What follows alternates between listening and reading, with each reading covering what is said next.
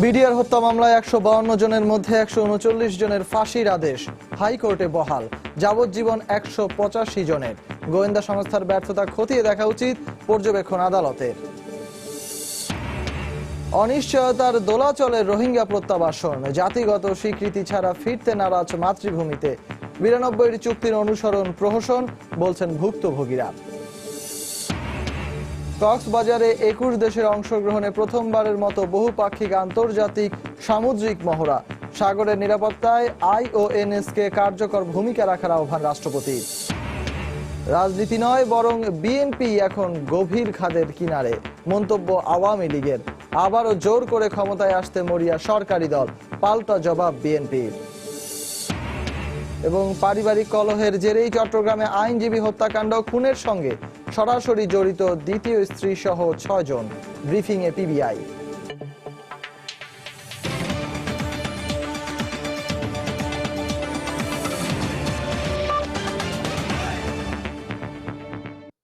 প্রবাসের সময় সঙ্গে আছি আমি সজল মিত্র রিচার্ড। পিলখানা হত্যাকাণ্ড মামলায় হাইকোর্টের রায়ে ১৩৯ জনকে ফাঁসি, ১৮৫ জনকে যাবজ্জীবন কারাদণ্ড এবং ১৯৬ জনকে বিভিন্ন মেয়াদে কারাদণ্ড দিয়েছেন আদালত। বিকেলে হাইকোর্টের ৩ সদস্যের বিশেষ বেঞ্চ এ রায় ঘোষণা করেন। রায়ে রাষ্ট্রপক্ষ সন্তোষ প্রকাশ করলেও আপিল করার কথা জানিয়েছে আসামি পক্ষ। খান মোহাম্মদ রুমেলের রিপোর্ট। পিলখানা হত্যা মামলার হাইকোর্টের রায় ঘোষণার দ্বিতীয় দিন আদালতের কার্যক্রম শুরু হয় বেলা ১১টার কিছু আগে। শুরুতেই পর্যবেক্ষণ অংশ পড়েন বিচারপতি নজরুল ইসলাম তালুকদার। পরে ঘণ্টাখানেক বিরতি শেষে আদালত আবারও বসলে রায়ের সাজার অংশ পড়ে শোনান বিশেষ বেঞ্চের জ্যেষ্ঠ বিচারপতি শওকত হোসেন। ২০১৩ সালের ৫ই নভেম্বর এই মামলার বিচারিক আদালতের রায় ঘোষণার প্রায় ৪ বছর পর দেয়া হলো মামলার হাইকোর্টের রায়। বিচারিক আদালতের রায়ে খালাস পাওয়া ২৭৭ জনের মধ্যে ৬৯ জনের মৃত্যুদণ্ড চেয়ে করা রাষ্ট্রপক্ষের আপিলের আংশিক মঞ্জুর করে ৩১ জনকে যাবজ্জীবন কারাদণ্ড দেন আদালত। এছাড়া বিচারিক আদালত থেকে যাবজ্জীবন সাজা পাওয়া ১৬০ জনের মধ্যে ১৪৬ জনের সাজা বহাল রাখেন হাইকোর্ট। বাকি আসামিদের বিভিন্ন মেয়াদের সাজা বহাল রাখলেও কমানো হয় আর্থিক দণ্ড। এছাড়া হাইকোর্টের রায়ে খালাস দেওয়া হয় ৪১ জনকে। ১৫২ জনকে ফাঁসি দেওয়া হয়েছিল, তার মধ্যে ১৩৯ জনের ফাঁসিকে বহাল রাখা হয়েছে এবং ১৬০ জনের যে যাবজ্জীবন দেওয়া হয়েছিল এবং ৬৯ জনকে যে খালাস দেওয়া হয়েছিল সেই খালাসের মধ্য থেকে এবং যাবজ্জীবনের মধ্য থেকে ১৮৫ জনকে যাবজ্জীবনে রূপান্তর করা সাজা দেওয়া হয়েছে। আমরা যে সমস্ত সেনা অফিসার শহীদ হয়েছিলেন, যে সমস্ত সাধারণ জনগণ থেকে আরম্ভ করে বিডিআরের সদস্যরাও শহীদ হয়েছিলেন, তাদের আত্মার মাগফিরাত কামনা করছি। তবে হাইকোর্টের রায়ে ন্যায় বিচার হয়নি দাবি করে আপিল করার কথা জানান আসামি পক্ষের আইনজীবী। এইটি আসলে ন্যায় বিচার হয়েছে বলে আমরা আসলে মানতে পারছি না ওইভাবে। এই মামলার পূর্ণাঙ্গ রায় পাওয়ার পরে আমিও আমার যারা বিচার প্রার্থী আছে, অ্যাপিলেন্ট পক্ষ ছিল, আমার ক্লায়েন্ট যারা আছে, আমি তাদেরকে উপদেশ দিব যে তারা যদি মহামান্য সুপ্রিম কোর্টে এই রায়ের বিরুদ্ধে আপিল করেন নিশ্চয়ই তারা ন্যায় বিচার পাবেন। ২০০৯ সালের ২৫ এবং ২৬ ফেব্রুয়ারি তৎকালীন বিডিআর সদর দফতর পিলখানায় বিদ্রোহের নামে ৫৭ সেনা কর্মকর্তা সহ মোট ৭৪ জনকে হত্যা করা হয়। পরে এই ঘটনায় লালবাগ থানার সে সময়কার ভারপ্রাপ্ত কর্মকর্তা নবজ্যোতি খিসা বাদী হয়ে এই হত্যা মামলা দায়ের করেন। শুধু আসামি সংখ্যার কারণেই নয়, ঘটনার ব্যাপকতা বিচারেও বাংলাদেশের ফৌজদারি মামলার ইতিহাসে সবচেয়ে বড় মামলা পিলখানা হত্যাকাণ্ড মামলা। ৩৭০ কার্যদিবস শুনানির পর ২ কার্যদিবসে ঘোষণা করা হলো এই মামলার রায়। এখন চাইলে এর রায়ের বিরুদ্ধে রাষ্ট্র এবং আসামি পক্ষ উভয়েরই সুযোগ রয়েছে সুপ্রিম কোর্টের আপিল বিভাগে আপিল করার। খান মোহাম্মদ রুমেল, সময় সংবাদ, ঢাকা। বিজিবির মর্যাদা ক্ষুণ্ণ হয় এমন কোনো কর্মসূচি অন্তর্ভুক্ত না করা, বাহিনীর মধ্যে অভ্যন্তরীণ কোনো অসন্তোষ থাকলে তা দ্রুত নিরসন করা সহ ৭ দফা সুপারিশ দিয়েছেন হাইকোর্ট। এছাড়া পিলখানা হত্যাকাণ্ডে গোয়েন্দা সংস্থার ব্যর্থতার কারণ অনুসন্ধান করা উচিত বলেও মনে করেন আদালত। পিলখানা হত্যা মামলার রায়ে উচ্চ আদালত এ পর্যবেক্ষণ দেন। এছাড়া আদালতের পর্যবেক্ষণে ঘুরে ফিরে পিলখানা হত্যার জন্য অভ্যন্তরীণ ও বাইরের ষড়যন্ত্রের বিষয়টি উঠে এসেছে। পিলখানা হত্যা মামলার রায় ঘোষণা করতে সময় লেগেছে 2 দিন। দেশের ইতিহাসের সবচেয়ে বড় ফৌজদারি মামলার রায়কে ঘিরে আগ্রহের কমতি ছিল না কারো। হাইকোর্টের একটি বিশেষ বেঞ্চ জনাকীর্ণ আদালতে 10,000 পৃষ্ঠার রায়ের মূল অংশ পড়ে শোনান। রায়ের অধিকাংশ সময় জুড়ে এসেছে বর্বরচিত এই হত্যাকাণ্ড নিয়ে আদালতের পর্যবেক্ষণ। মোটা দাগে আদালত পর্যবেক্ষণে বলেছেন, দেশকে অস্থিতিশীল করতে একটি কুচক্রী মহল এই হত্যাকাণ্ডের ইন্ধন জুগিয়েছে। সেক্ষেত্রে বড় ঢাল হিসেবে কাজ করেছে বাহিনীর মধ্যে অসন্তোষ। সুশৃঙ্খল বাহিনীর এই কলঙ্কিত ঘটনা কিভাবে ভুলবে তারও গাইডলাইন দিয়েছেন উচ্চ আদালত। আদালত তার রায়ে 7 দফা সুপারিশ তুলে ধরেছেন। সুপারিশে এমন কোনো কর্মসূচিতে বিজেপিকে অন্তর্ভুক্ত না করা যাতে তাদের মর্যাদা ক্ষুণ্ণ হয়, অভ্যন্তরীণ যে কোনো সমস্যার দ্রুত সমাধান এবং আর্থিক যে কোনো সুবিধা দ্রুত নিরসনের পরামর্শ দিয়েছেন হাইকোর্ট। এই বাহিনীর যারা সদস্য আছে একের ভিতরে অন্যের সদ্ভাব যাতে আরও উন্নত করা যায় সেই ব্যাপারে পদক্ষেপ নেওয়ার কথা বলেছেন এবং এই বাহিনীর যে কোনো অভাব অভিযোগ এটা স্বরাষ্ট্র মন্ত্রণালয় অনতিবিলম্বে তাদের এই অভাব অভিযোগের দিকে সবসময় যাতে নজর রাখেন সে বলা হয়েছে এবং এই তাদের অন্যান্য যে সমস্ত যদি কোনো গোপন অভিযোগ থেকে থাকে, হিডেন অভিযোগ, সেটাও কি সেটা বের করে সেটাকে সমাধানের চেষ্টা করতে বলা হয়েছে। হাইকোর্ট তার রায়ের পর্যবেক্ষণে বর্বরচিত এই হত্যাকাণ্ডের দায় পুরো বাহিনীকে সারা জীবন বয়ে বেড়াতে হবে বলে পর্যবেক্ষণ দিয়েছেন। কিন্তু আদালত যে 7টি সুপারিশ দিয়েছেন, এই 7টি সুপারিশ মেনে চলা হলে এই বাহিনীটি আবার তার হারানো গৌরব ফিরে পাবে বলে মনে করছেন সংশ্লিষ্ট আইনজীবীরা। আদালত তার সবশেষ সুপারিশে পিলখানা হত্যার আগাম তথ্য দিতে গোয়েন্দা সংস্থার ব্যর্থতার কারণ অনুসন্ধানের কথা বলেছেন। তৎকালীন বিডিআরের যে একটা সিকিউরিটি ইউনিট ছিল তাদের কার্যক্রম সম্বন্ধে এটা খুঁজে বের করার জন্য এবং তাদের কেন তারা উপযুক্ত সময়ে সরকারকে তথ্য দিতে পারেনি এই বিদ্রোহের, এগুলো খুঁজে বের করার জন্য একটা কমিটি ফর্ম করার কথা বলা হয়েছে। এই রায়ের মাধ্যমে হাইকোর্টে এই মামলাটি নিষ্পত্তি হলেও দুপক্ষই চাইলে সুপ্রিম কোর্টের আপিল বিভাগে আপিল করতে পারবেন। আফজাল হোসেন, সময় সংবাদ, ঢাকা। পিলখানা হত্যাকাণ্ডের হাইকোর্টের দেয়া রায়ে সন্তোষ প্রকাশ করে তা দ্রুত কার্যকরের দাবি জানিয়েছেন তৎকালীন বিডিআর বিদ্রোহে বাধাদানকারী বিডিআর সদস্য শহীদ সুবেদার মেজর নুরুল ইসলামের পরিবার। এদিকে এ রায়কে ঐতিহাসিক রায় উল্লেখ করে আইন শৃঙ্খলা বাহিনীর জন্য দৃষ্টান্ত হয়ে থাকবে বলে জানান নিরাপত্তা বিশ্লেষকরা। সোমবার রায় ঘোষণার পর সময় সংবাদকে দেয়া সাক্ষাৎকারে একথা জানান তারা। আজকে যে রায়টি ঘোষণা হয়েছে তাতে আমরা সন্তুষ্ট। এই রায়টি দ্রুত কার্যকর করার জন্য আমরা দাবি জানাচ্ছি। এই রায়টি দ্রুত কার্যকর করা হলে আমার বাবা সহ পিলখানায় হত্যাকাণ্ডে যে সকল শহীদগণ নিহত হয়েছেন তাদের আত্মায়ও শান্তি পাবে। সশস্ত্র বাহিনী এবং অন্যান্য বাহিনীগুলোকে কোনোভাবেই দীর্ঘ সময়ের জন্য তাদের পেশার বাইরে কোনো দায়িত্বে নিয়োজিত করা উচিত নয়। তাহলে যে বিরূপ প্রতিক্রিয়ার সৃষ্টি হয় সেটি তো আমরা এই ঘটনার মাধ্যমে কিন্তু আমরা সেই শিক্ষাটি পেলাম।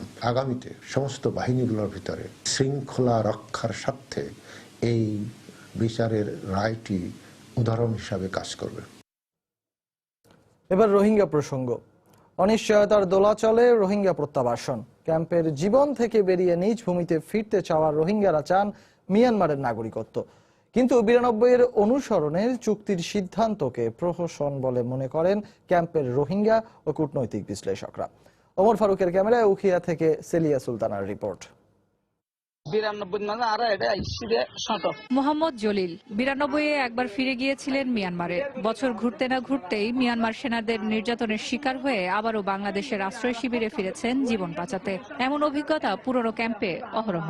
92 মাঝে তারা চুক্তি করছিল, চুক্তি আনলে হাজার চুক্তি আর জুলুম জুলুম করে বলে নিয়ে সরকারে ফুল সিটিজেনশিপ দিলে ডিক্লারেশন হইলে আর যাইনি। 92 সালের চুক্তি অনুসারে স্মারক স্বাক্ষরিত হওয়া অনেকটা রোহিঙ্গাদের ভবিষ্যৎ আবারও অনিশ্চয়তার দিকে ঠেলে দিয়েছে মিয়ানমার সরকার। এমনটাই মনে করছেন এখানে আশ্রিত শিবিরগুলোতে যারা আছেন সেসব রোহিঙ্গারা। তারপরও তারা নিজ বাসভূমিতে, মাতৃভূমিতে ফিরে যেতে চান স্বস্থানে, স্বঅবস্থানে, সম্পূর্ণ নাগরিকত্বের অধিকার নিয়ে এবং সমর্যাদায়। মিয়ানমারের স্বীকৃতি দেয় আমরা বাঙালি হিসাবে, আমরা চাই না আমরা বাঙালি হিসাবে আমরা মিয়ানমার নাগরিক। আসেম সম্মেলনের পর তারা ভেবেছেন এবার বিশ্ব মানবতা তার সভ্যতার দায় নিয়ে এগিয়ে আসবে। রোহিঙ্গা জনগোষ্ঠী তাদের জাতিগত স্বীকৃতি নিয়ে ফিরবে মিয়ানমারে, কিন্তু সে আশাও নিরাশার অতলে ডুবেছে। বাঙালি বিলি হয়ে চালাইতে চাই তারা আর অনেক ব্যবসা বাণী করি নে পারি, সুন্দর একটা গদ্দর বানিতে আইনে পারি, হনুগ্য মাই তো টিয়া পয়সা আছে দিন দেই না পারি আর দেশের মাঝে আর ফেরত গেছে চাই আর দেশ নয় আন বিশ্লেষকরা বলছেন 92 এর অনুকরণে এই চুক্তি রোহিঙ্গাদের সাথে প্রহসন ছাড়া আর কিছুই নয়। এছাড়া কফি আনান কমিশনের সুপারিশ বাস্তবায়নের বিষয়েও এই চুক্তির মাধ্যমে উপেক্ষা করা হয়েছে বলে মনে করেন তারা। 92 সালকে যখন টানা হয়েছে তার মানে হলো আনানের রিপোর্টটা তখন অবসকিউর হয়ে যাচ্ছে, কিন্তু কারণ নাগরিকত্ব নাই বলে তাদের কাছে পুশ করা হয়েছে, তারা এখানে চলে আসছে দলে দলে। আবার আমরা পুশ করলাম তাদেরকে নাগরিকত্ববিহীন, নাগরিক কোনো নাই, নাগরিক অধিকার নাই। আবার 2 দিন পরে আরেকটা সুডো অ্যালার্ম দিবে। রোহিঙ্গারা তো প্রাণ বয়ে বাংলাদেশে চলে এসেছে, এমত অবস্থায় তাদের যদি কিছু কাগজপত্র ডকুমেন্টস থাকে ওগুলো তো তারা আনতে পারে নাই। ম্যাক্সিমাম ওখানে তারা ফেলে রেখে চলে এসেছে যান বাঁচানোর তাগিদে। তো এটা যদি ফলো করা হয় তাহলে তো এই আপনার প্রত্যাবাসন প্রক্রিয়া সুন্দরভাবে সম্ভব হবে, এটা আমরা আশা করতে পারি। তারা মনে করেন রোহিঙ্গাদের মিয়ানমারে ফেরত পাঠানোই নয়, সেখানে তারা যেন নির্যাতনের শিকার না হন তার জন্য সেফ জোন নিশ্চিত করা প্রয়োজন। এর জন্য ইউএনএইচসিআর ও জাতিসংঘ নিরাপত্তা পরিষদকেই এগিয়ে আসতে হবে। সেলিয়া সুলতানা, সময় সংবাদ, উখিয়া, কক্সবাজার। বঙ্গোপসাগরে শুরু হলো ভারত মহাসাগরীয় দেশগুলোর নৌবাহিনী নিয়ে গঠিত ফোরাম IONS এর আন্তর্জাতিক সমুদ্র মহড়া ইমসারেক্স 2017। সোমবার কক্সবাজার সমুদ্র সৈকত থেকে বর্ণাঢ্য এই আয়োজনের উদ্বোধন করেন রাষ্ট্রপতি মোহাম্মদ আব্দুল হামিদ। উদ্বোধনী বক্তব্যে রাষ্ট্রপতি বলেন, পারস্পরিক সহযোগিতামূলক মনোভাব প্রতিবেশীদের মধ্যে সমস্যার সহজ সমাধান করতে পারে। এ সময় সামুদ্রিক সন্ত্রাস প্রতিরোধে ভারত মহাসাগরীয় দেশগুলোর ফোরাম IONS কে কার্যকর ভূমিকা রাখারও আহ্বান জানান তিনি। কক্সবাজার থেকে বিস্তারিত জানাচ্ছেন আজহার লিমন, ছবি তুলেছেন বাবুল হোসেন। আন্তর্জাতিক বাণিজ্যে ট্রানজিট, সম্পদের প্রাচুর্যতা কিংবা ভূ রাজনীতি, নানা কারণে সমগ্র পৃথিবীর দৃষ্টি এখন ভারত মহাসাগরে। 2008 সালে এই মহাসাগরের 23টি দেশ নিয়ে সমুদ্র সীমার নিরাপত্তা নিশ্চিতকরণ, পারস্পরিক সম্পর্ক উন্নয়ন এবং আন্তর্জাতিক চোরাচালান দমনের উদ্দেশ্যে গঠিত হয় আঞ্চলিক সামরিক forum Indian ocean maritime symposium IONS। প্রতিষ্ঠার পর 5টি সম্মেলন অনুষ্ঠিত হলেও বঙ্গোপসাগরে প্রথমবারের মতো এই ফোরামের সমন্বিত মহড়া, যার নাম দেওয়া হয়েছে IONS multilateral maritime search and rescue exercise ইমসারেক্স 2017। ইমসারেক্স 2017 open. Cox's Bazar Inani সৈকতের একটি হোটেলে রাষ্ট্রপতিকে 2 দিনব্যাপী অনুসন্ধান এবং উদ্ধার সম্পর্কিত বর্ণাঢ্য আয়োজনের স্মারক তুলে দেন ফোরামটির বর্তমান চেয়ার ও ইমসারেক্স মহড়ার আয়োজক বাংলাদেশ নৌবাহিনী প্রধান। এরপর বিভিন্ন সদস্য ও পর্যবেক্ষক দেশগুলোর নৌ কর্মকর্তাদের উদ্দেশ্যে শুভেচ্ছা বক্তব্য রাখেন তিনি। তুলে ধরেন আন্তর্জাতিক শান্তি প্রতিষ্ঠায় বাংলাদেশের ভূমিকা। Bangladesh is playing A significant role in various regional global forums and organizations, being one of the highest troops contributing nations in the UN peacekeeping operations for last 2 decades. রাষ্ট্রপতি বলেন, ব্লু ইকোনমি সম্ভাবনা সহ ভারত মহাসাগরের কৌশলগত অবস্থান এখন বাস্তবতা। তবে বিশাল সম্পদের নিরাপত্তা ও সদ্ব্যবহারে উপকূলের দেশগুলোর নৌবাহিনীকে সমন্বিত ভূমিকা রাখার আহ্বান জানান তিনি। We must come to realize that the safety of our own seafarers is not achievable without a collective sense of responsibility and sharing of resources. এরপর হেলিকপ্টার করে মহড়ার জন্য সুসজ্জিত বিভিন্ন দেশের 43টি যুদ্ধ জাহাজ পরিদর্শন শেষে বিচ কার্নিভালের উদ্বোধন করেন রাষ্ট্রপতি মোহাম্মদ আব্দুল হামিদ। সার্বভৌম বাংলাদেশের জয়যাত্রায় নৌবাহিনী আজকে সমুদ্রের তলদেশ থেকে আকাশসীমা পর্যন্ত বিস্তৃত। সমৃদ্ধির নতুন নবযাত্রায় নৌবাহিনী আজকে যেমন একটি আঞ্চলিক ফোরামের নেতৃত্ব দিচ্ছে, ভবিষ্যতে যোগ্যতা এবং দক্ষতায় অন্যান্য আন্তর্জাতিক সামরিক ফোরামেও নেতৃত্ব দেবে এই বাহিনীটি, এ প্রত্যাশা সবার। আজহার লিমন, সময় সংবাদ, কক্সবাজার। প্রবাসের সময় আরো থাকছে, এশিয়া হতে পারে আগামী দশকের বিশ্ব অর্থনীতির মূল শক্তি, কলকাতায় 2 দিনের আন্তর্জাতিক বাণিজ্য সম্মেলনে আশাবাদ।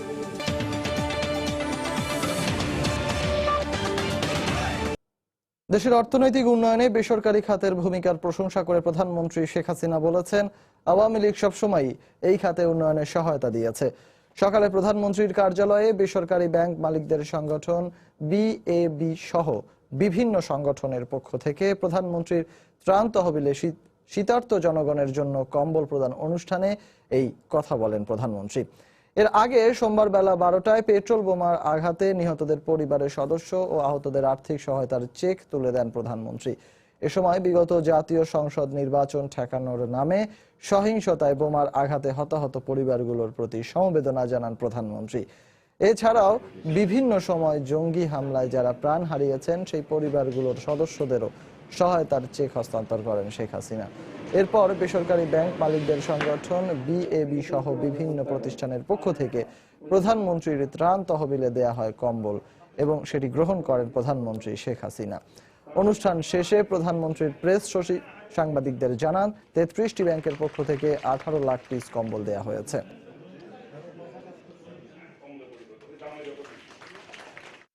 মিয়ানমার থেকে যে রোহিঙ্গারা এসছে, মানে মিয়ানমারের নাগরিক, আর সেই সাথে আমাদেরও সাধারণ মানুষ আছে। এবার আর কেবল শীত পড়তেও শুরু করেছে। স্বাভাবিকভাবে আমরা সবসময় আমাদের ত্রাণ তহবিল থেকে সমগ্র বাংলাদেশে সকলের জন্য যতদূর পারি শীতবস্ত্র আমরা পাঠাই। একটা দেশের অর্থনীতিকে যত বেশি আমরা শক্তিশালী করতে পারবো তত বেশি মানুষের উপকার হবে।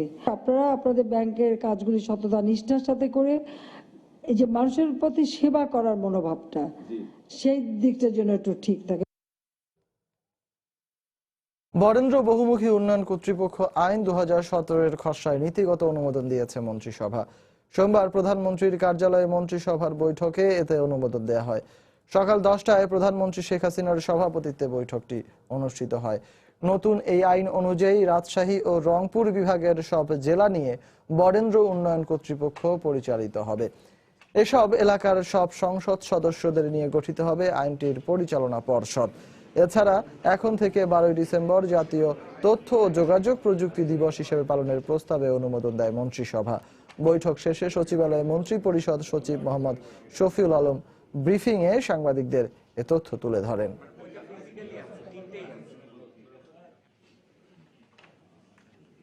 বরেন্দ্র বহুমুখী উন্নয়ন কর্তৃপক্ষ আইন, এটার একটু প্রেক্ষাপট বলতে হয় এটুকুই যে এ পর্যন্ত এই প্রতিষ্ঠানটি একটি রিজলিউশন দ্বারা চলছে, মানে একটা সরকারি সিদ্ধান্ত বলে এটা পরিচালিত হচ্ছে, এটার কোনো আইন ছিল না। সেই বিবেচনায় এটাকে আইনে পরিণত করার জন্য একটা আইনের খসড়া উপস্থাপন করা হয়। বাংলাদেশের যে কনসেপ্ট, এটাকে আমরা রাষ্ট্রীয়ভাবে গ্রহণ করছি এবং এটার উপরে কাজ করছি।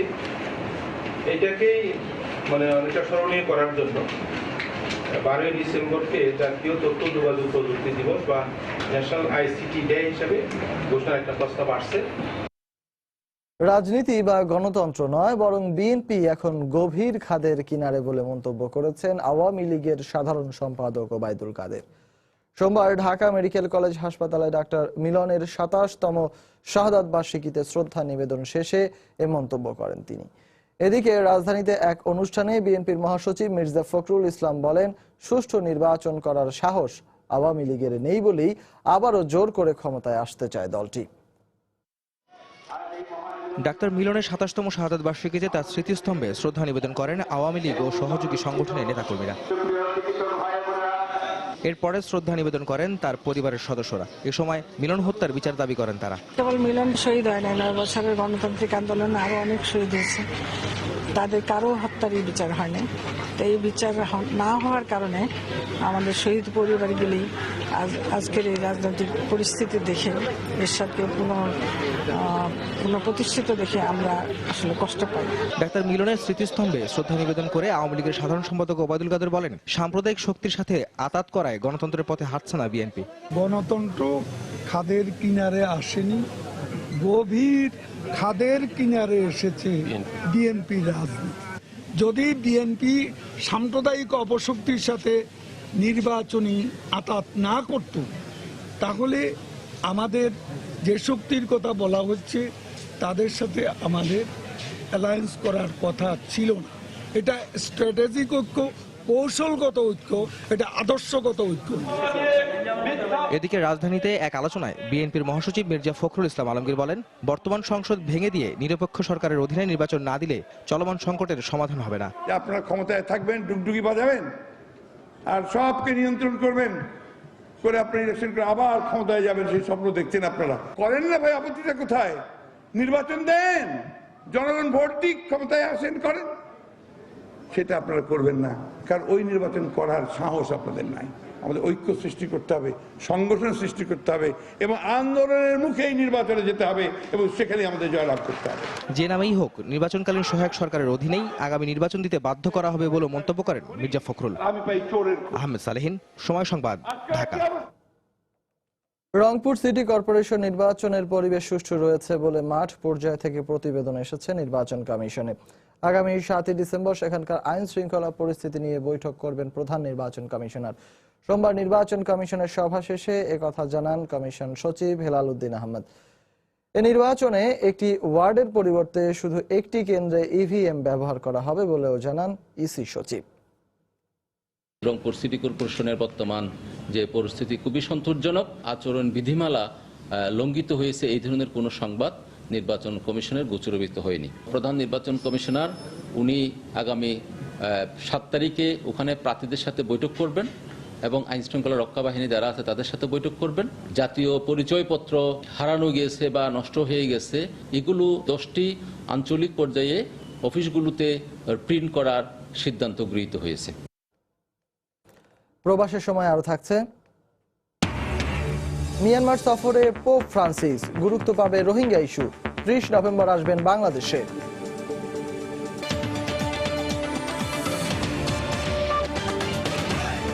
60% পর্যন্ত তেল সাশ্রয়ী 3 লেয়ার বিশিষ্ট বিভিন্ন ডিজাইনের টপার ননস্টিক কুকওয়্যার। পারিবারিক কলহের জেরে দ্বিতীয় স্ত্রীর পরিকল্পনায় চট্টগ্রামের আইনজীবী ওমর ফারুক বাপ্পিকে হত্যা করা হয়েছে বলে জানিয়েছে পুলিশ। সোমবার সন্ধ্যায় নগরীর পিবিআই কার্যালয়ে প্রেস ব্রিফিংয়ে অতিরিক্ত পুলিশ সুপার মোহাম্মদ মঈনুদ্দিন জানান, চট্টগ্রামে একটি মামলা পরিচালনার সময় পরিচয়ের পর রাশেদাকে বিয়ে করেন আইনজীবী ওমর ফারুক। কিছুদিন পরেই তার সঙ্গে রাশেদার কলহ শুরু হয়। এ বিষয়ে সমাধানের কথা বলে গত 25 নভেম্বর ওমর ফারুককে চকবাজারের ভাড়া বাসায় ডেকে নেয় দ্বিতীয় স্ত্রী রাশেদা। কথা কাটাকাটির এক পর্যায়ে তাকে হত্যা করে রাশেদা ও তার সহযোগীরা। ঘটনায় পরদিন চকবাজার থানায় একটি মামলা করেন নিহতের বাবা। এই ঘটনায় কুমিল্লা থেকে রাশেদা ও তার সহযোগী হুমায়ুনকে আটক করে পুলিশ। তাদের দেয়া তথ্যের ভিত্তিতে বাকি 4 জনকে গ্রেফতার করা হয়।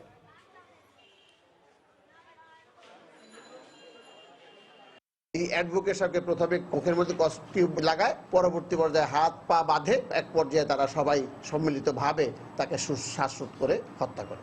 রাশেদা এবং তার প্রাক্তন স্বামী দেলোয়ার একটি মাদক মামলায় অ্যারেস্ট হয়। অ্যারেস্ট হওয়ার পরে এই জামিনের সংক্রান্তে এই অ্যাডভোকেট সাহেবের সঙ্গে রাশেদার পরিচয় ঘটে এবং রাশেদাকে তাকে সে বিয়ে করে। বিয়ে করার পর রাশেদা বেগমের সাথে তার ঝগড়াঝাঁটি, মনোমালিন্যের ফলশ্রুতিতেই তার হত্যাকাণ্ডটা সংঘটিত হয়েছে। মানিকগঞ্জে স্বর্ণের দোকানে ডাকাতির ঘটনায় 4 ডাকাত সহ 7 জনকে গ্রেফতার করেছে পুলিশ। উদ্ধার করা হয় লুটকৃত 5 ভরি অলংকার। সোমবার দুপুরে জেলা পুলিশ সুপারের কার্যালয়ে এক ব্রিফিংয়ে এই তথ্য জানানো হয়। পুলিশ জানায়, গত 15 নভেম্বর স্বর্ণপট্টিতে নাক জুয়েলার্সে ডাকাতির ঘটনার পর থেকে অভিযান শুরু করা হয়। এরপর জেলার বিভিন্ন স্থানে অভিযান চালিয়ে ডাকাতির সঙ্গে জড়িত 4 জনকে গ্রেফতার করে পুলিশ। এ সময় ডাকাতদের সহযোগিতার জন্য আরো 3 জনকে গ্রেফতার করা হয়। তাদের কাছ থেকে লুটকৃত 5 ভরি স্বর্ণালংকার সহ নগদ টাকা, 9টি অবিস্ফোরিত ককটেল, অস্ত্র ও গুলি উদ্ধার করা হয়। ডাকাতির ঘটনায় অস্ত্র বিস্ফোরক ও ডাকাতি মামলা সহ মানিকগঞ্জ সদর ও সাটুরিয়া থানায় 7টি মামলা করা হয়। স্বর্ণ বিক্রি টাকা হচ্ছে 1,94,000 টাকা, 5 ভরি 15 আনা স্বর্ণ অলঙ্কার, 3 ভরি রূপার অলঙ্কার আছে। অস্ত্রের ক্ষেত্রে হচ্ছে একটি বিদেশি পিস্তল, 6 রাউন্ড গুলি সহ আপনার একটি দেশীয় পাইপ গান, 2 রাউন্ড কার্তুজ এবং 9টি অবিস্ফোরিত ককটেল, এগুলো ডাকাতির কাজে আনা হয়েছে। এই গ্রুপটি ছোট গ্রুপ না, এই গ্রুপটি বেশ বড় একটি গ্রুপ এবং বাংলাদেশের প্রায় 10 থেকে 12টি জেলায় তারা একই কায়দায় এই অপরাধ কিন্তু সংঘটিত করেছে। মূল গ্রুপের যে 3 জন আছে, এই 3 জনের আমরা ধরার প্রচেষ্টা আছি। 4 দিনের সফরে মিয়ানমারে ক্যাথলিক খ্রিস্টানদের সর্বোচ্চ ধর্মগুরু পোপ ফ্রান্সিস। তার এই সফরে রোহিঙ্গা ইস্যুটি গুরুত্ব পাবে বলে জানিয়েছে আন্তর্জাতিক গণমাধ্যম। সোমবার পোপ ফ্রান্সিস ইয়াঙ্গুনে পৌঁছার পর তাকে স্বাগত জানান স্থানীয় বাসিন্দারা। এ সময় স্টেট কাউন্সিলর অং সাং সুচি ও সেনাপ্রধান মিং অং হাইং এর সঙ্গে বৈঠক করবেন পোপ।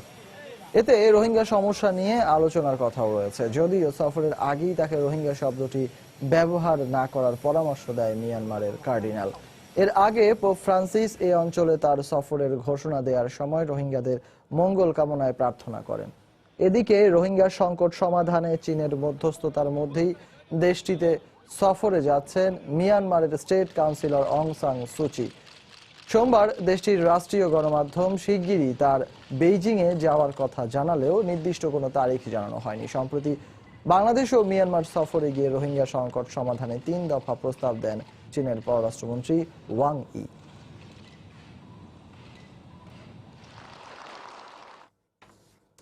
30 নভেম্বর মিয়ানমার থেকে 3 দিনের সফরে বাংলাদেশে আসবেন পোপ ফ্রান্সিসের আগমন বাংলাদেশের মাটিতে সম্প্রীতি ও শান্তির দৃষ্টান্ত স্থাপন করবে বলে আশাবাদ ব্যক্ত করেছেন কার্ডিনাল ও archbishop Patrick D'Rozario. সোমবার রাজধানীর কাকরাইলে ক্যাথলিক চার্চে এক সংবাদ সম্মেলনে তিনি আরো জানান, সফরের সময় রোহিঙ্গা ক্যাম্পে না গেলেও তাদের একটি প্রতিনিধি দলের সঙ্গে ঢাকায় বৈঠক করবেন তিনি। একটি দেশের মধ্যে কিছু কিছু বিষয় খুবই সংবেদনশীল থাকতে পারে, আর এটা স্বাভাবিক। তবে রোহিঙ্গা শব্দটি প্রচলিত হয়ে আসছে সারা বিশ্বে। এখনো সারা বিশ্ব যদি আরেকটি শব্দ বের করে আমরা সেটাই ব্যবহার করব। তবে পোপ মহোদয়ের কাছে সবচেয়ে বড় জিনিসটা হচ্ছে যারা নির্যাতিত তাদের কথা তিনি বলছেন। রোহিঙ্গা শব্দ ব্যবহার করেছেন উনি। তিনি বলেছেন রোহিঙ্গা আমার ভাই এবং বোন। পররাষ্ট্র প্রতিমন্ত্রী শাহরিয়ার আলম জানিয়েছেন, মিয়ানমার থেকে পালিয়ে আসা 30,000 রোহিঙ্গা শিশুর পরিবার খুঁজে দেওয়ার চেষ্টা করছে বাংলাদেশ। সোমবার রাজধানীর একটি হোটেলে আইসল্যান্ডের স্বাস্থ্যমন্ত্রীর সঙ্গে সৌজন্য সাক্ষাৎ শেষে তিনি একথা জানান। পরে আইসল্যান্ডের স্বাস্থ্যমন্ত্রী বলেন, রোহিঙ্গা ইস্যুতে মিয়ানমারের উপর কূটনৈতিক চাপ অব্যাহত রাখবে দেশটি। হত্যা, ধর্ষণ ও অত্যাচারের মুখে মিয়ানমারের রাখাইন প্রদেশ থেকে জীবন বাঁচাতে রোহিঙ্গাদের বিষয়ে উদ্বেগ প্রকাশ করেন তিনি।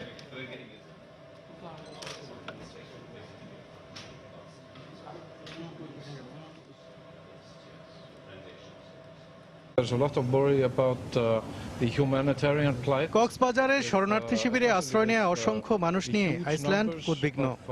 বিশেষ করে রোহিঙ্গা শিশুদের অবস্থা খুবই নাজুক। রেড ক্রস এবং ইউনিসেফের সহায়তায় এদের জন্য কাজ করে যাচ্ছে আইসল্যান্ডের স্বেচ্ছাসেবীরা। দেশটির সরকার কূটনৈতিকভাবে বাংলাদেশের পাশে রয়েছে এবং থাকবে। ওনারা বিশেষ করে চিন্তিত শিশুদের জন্য, ইউনিসেফের হয়ে উনি যেহেতু কাজ করেছেন সেই জায়গায় আমরা বলেছি যে আমাদের এখানে প্রায় 30,000 মিয়ানমার থেকে আগত শিশু আছে যাদেরকে আমরা ফ্যামিলি খুঁজে দেওয়ার চেষ্টা করছি। তো এই হিউম্যানিটেরিয়ান সাইটগুলি নিয়ে আমাদের মধ্যে আলোচনা হয়েছে। এবার প্রবাসের কিছু খবর। এশিয়া হতে পারে আগামী দশকের বিশ্ব অর্থনীতির মূল শক্তি। তাই এখন থেকে আমেরিকা, ইউরোপ নয়, বরং বিশ্বের বাণিজ্যের দৃষ্টি ঘুরে যাচ্ছে এশিয়ার দিকেই। কলকাতায় 2 দিনের আন্তর্জাতিক বাণিজ্য সম্মেলনে অংশ নিয়ে বক্তারা এ আশাবাদ ব্যক্ত করেন। রোববার সন্ধ্যায় কলকাতায় হরেসিস আইসিসির যৌথ বাণিজ্যিক সম্মেলনে বাংলাদেশ, ভারত, চীন, ভুটান, নেপাল ও জাপানের প্রতিনিধিরা অংশ নেন। কলকাতা থেকে সুব্রত আচার্যের রিপোর্ট। কলকাতার রাজারহাটের অত্যাধুনিক এই হোটেলে চলছে ইউরোপীয় অর্থনীতির প্রধান থিঙ্ক ট্যাঙ্ক হিসেবে পরিচিত হরাসিস এবং ভারতের প্রভাবশালী বাণিজ্যিক সংগঠন ইন্ডিয়ান চেম্বার অফ কমার্স আইসিসির যৌথ বাণিজ্যিক সম্মেলন।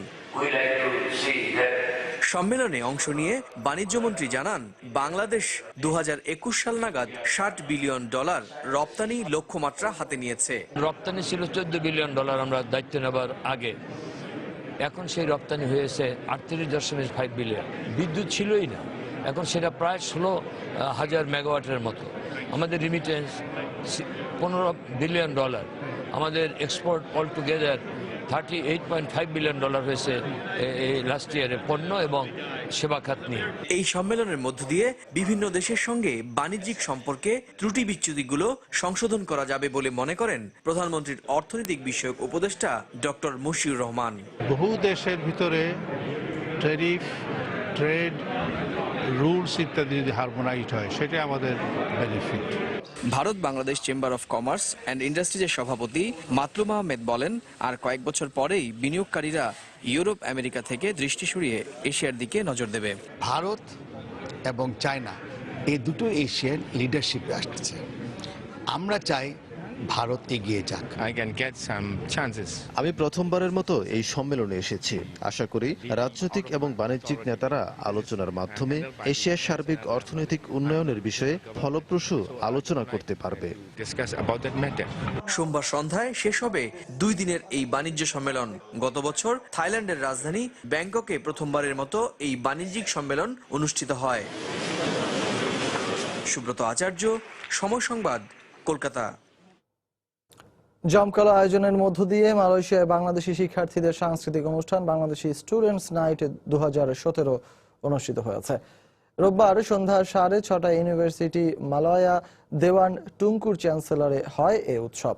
মাইনুল নাজিফা ও অনুরিমার সঞ্চালনায় এতে প্রধান অতিথি ছিলেন বাংলাদেশ হাই কমিশনের শ্রম কাউন্সিলর মোহাম্মদ সাইদুল ইসলাম। বিশেষ অতিথি ছিলেন মালায়া বিশ্ববিদ্যালয়ের উপাচার্য অধ্যাপক আওয়াং বুলগিবা আওয়াং মাহমুদ, অধ্যাপক গোফরান সারা তানভি ও বাংলাদেশি স্টুডেন্টস নাইটের পরিচালক রাশিক আদিত হায়দার। স্টুডেন্টস নাইটে আবহমান বাংলার কালজয়ী গান ও বাংলাদেশের ব্যান্ড দল আর্টসেল এর মনোমুগ্ধকর সুরের মূর্ছনা দর্শকদের মাতিয়ে রাখে। এর সাথে মন মাতানো নাচে হল ভর্তি দর্শককে মাতিয়ে রাখেন শিল্পীরা। প্রবাসে দেশীয় সংস্কৃতিকে তুলে ধরতেই এ প্রচেষ্টা বলে মন্তব্য করেন বাংলাদেশি স্টুডেন্টস নাইটের পরিচালক রাশিক আদিত হায়দার।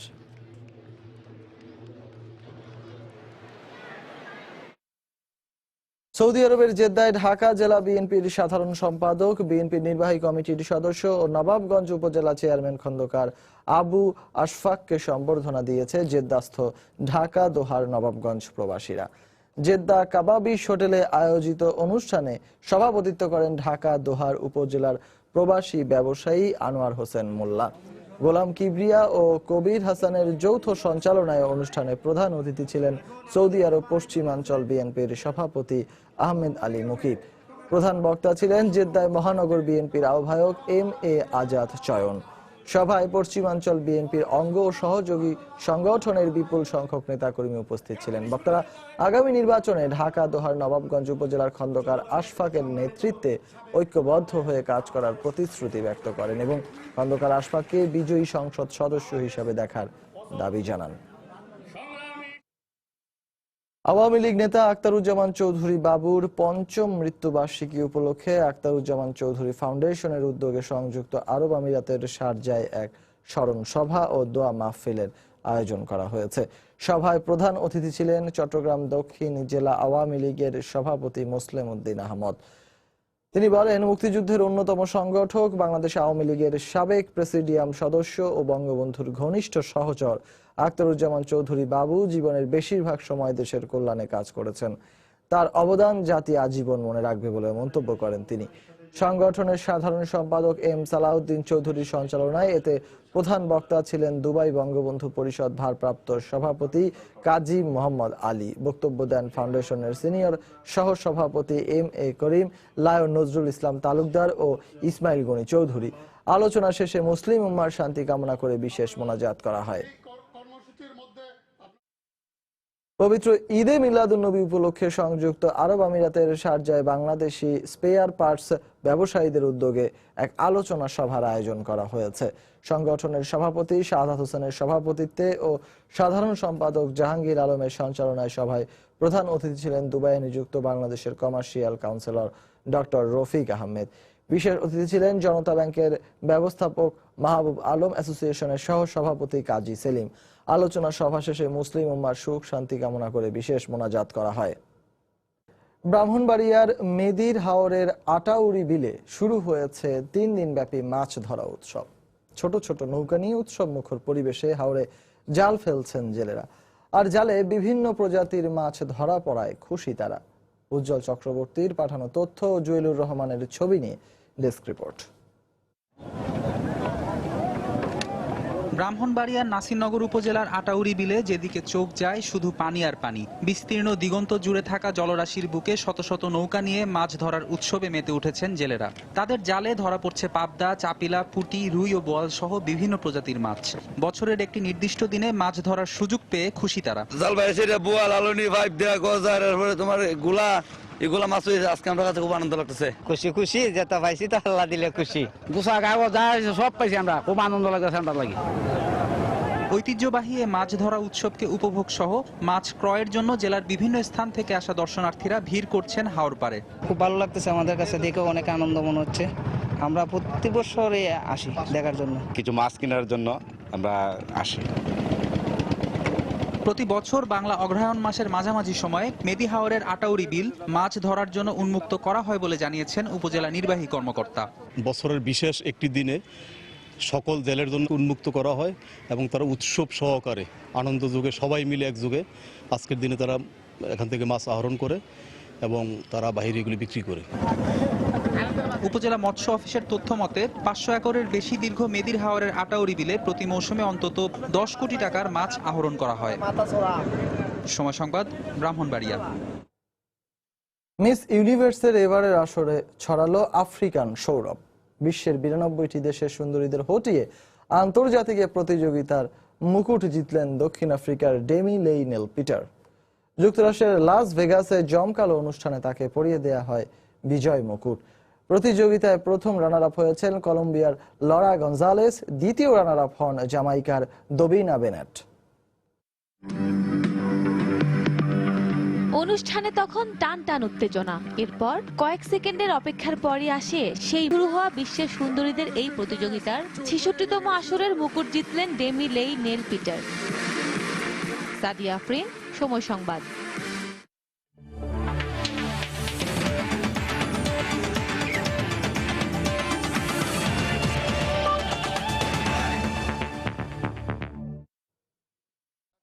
এ পর্যায়ে শীর্ষ সংবাদগুলো জানিয়ে দিচ্ছে আরো একবার।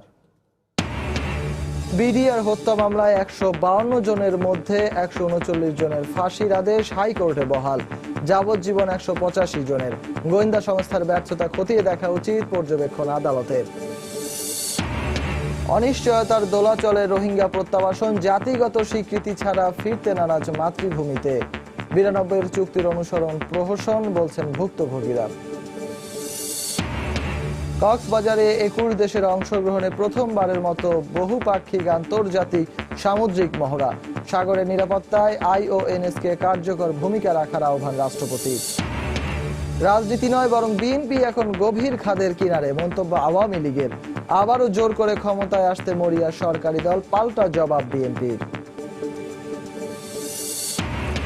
এবং পারিবারিক কলহের জেরেই চট্টগ্রামে আইনজীবী হত্যাকাণ্ড, খুনের সঙ্গে সরাসরি জড়িত দ্বিতীয় স্ত্রী সহ 6 জন।